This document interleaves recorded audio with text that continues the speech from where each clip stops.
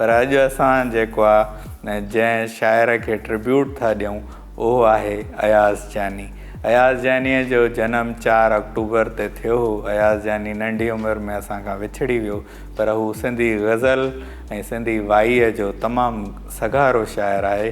संदसि शाइरीअ जो किताबु दरावड़ दिलि जी तन्हाई असांखे संदसि हयातीअ में ई मिलियो, जेको तमामु सिंधी अदब जो तमामु अहम किताबु आहे। अयाज़ जानी शाइरीअ खां अलावा तमामु सुठो एडिटर हो। सिंधी अदबी संगत सां हुनखे जुनून जे हद ताईं इश्क़ हो ऐं सिंधी अदबी संगत सां सलाड़ियल रहियो, पर ख़ासि तौर ते गुलशन अदीद अदबी संगत खे ॼण त हुन ओज ॾिनो ऐं हुनजो सेक्रेटरी रहियो ऐं हू तमामु सुठो नसर लिखंदो हो।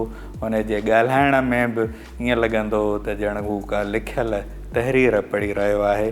सो अॼु असां अयाज़ जानीअ खे यादि था कयूं। संदसि कुझु चूंड शाइरी मां तव्हांखे पढ़ी ॿुधायां। ही गज़ल हुन पंहिंजे दोस्त मंठार सोलंकीअ जे विछोड़े ते लिखियो, पर हाणे असांखे ईअं थो लॻे ॼण ही गज़ल अयाज़ जानी पाण ते लिखी वियो आहे। दिलदार धार थींदा मंठार धार थींदा, दिलदार धार थींदा मंठार धार थींदा, सोचियो न हो सफ़र में अहिड़ा बि वार थींदा। दिलदार धार थींदा मंठार धार थींदा, सोचियो न हो सफ़र में अहिड़ा बि वार थींदा।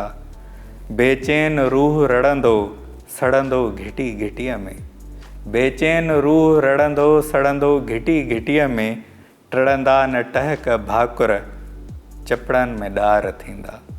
बेचैन रूह रड़ंदो सड़ंदो घिटी घिटीअ में, टड़ंदा न टहक भाकुर चपड़नि में ॾार थींदा।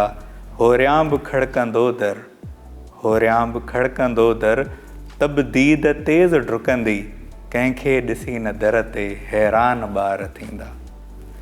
होरियां बि खड़कंदो दर, तब दीद तेज़ डुकंदी, कंहिंखे ॾिसी न दर ते हैरान ॿार थींदा। मूंखे नथो सुञाणी मां शाइरी हां जानी, मूंखे नथो सुञाणी मां शाइरी हां जानी, विछड़ी वियो आहे दिलबर अणभात वार थींदा। दिलदार धार थींदा मंठार धार थींदा, सोचियो न हो सफ़र में अहिड़ा बि वार थींदा। हिकु ॿियो गज़ल जानीअ जो मां तव्हांखे ॿुधायां। जानीअ जी सॼी शाइरी एॾी सगारी आहे जो हुनजी चूंड करण बि मुश्किल हूंदी आहे। शाम धारे त मां हलियो वेंदुसि, शाम धारे त मां हलियो वेंदुसि, कंहिं किनारे त मां हलियो वेंदुसि। शाम धारे त मां हलियो वेंदुसि, कंहिं किनारे त मां हलियो वेंदुसि। मां जीअण जी घणी कंदुसि कोशिशि, मां जीअण जी घणी कंदुसि कोशिशि, पाण मारे त मां हलियो वेंदुसि। तूं हुजी हां त रूह मुरके हां, तूं हुजी हां त रूह मुरके हां, कंहिं सहारे त मां हलियो वेंदुसि। यादि तुंहिंजी मतां छिके मूंखे, यादि तुंहिंजी मतां छिके मूंखे, जग विसारे त मां हलियो वेंदुसि। हर हवा खां संभालजो जानी, हर हवा खां संभालजो जानी, लाट ॿारे त मां हलियो वेंदुसि। हर हवा खां संभालजो जानी, लाट ॿारे त मां हलियो वेंदुसि। शाम धारे त मां हलियो वेंदुसि, कंहिं किनारे त मां हलियो वेंदुसि। ऐं अयाज़ जानी सिंधी वाईअ जो बि तमामु ख़ूबसूरत शाइर हो। सो आख़िर में अयाज़ जानी जी हिकु वाई अव्हां ॼाॾो। अॻे खां ओपिरो अॻे खां ओपिरो अंबर, अॻे खां राति भारी आहे। अॻे खां ओपिरो अंबर, अॻे खां राति भारी आहे, अॻे खां राति कारी आहे।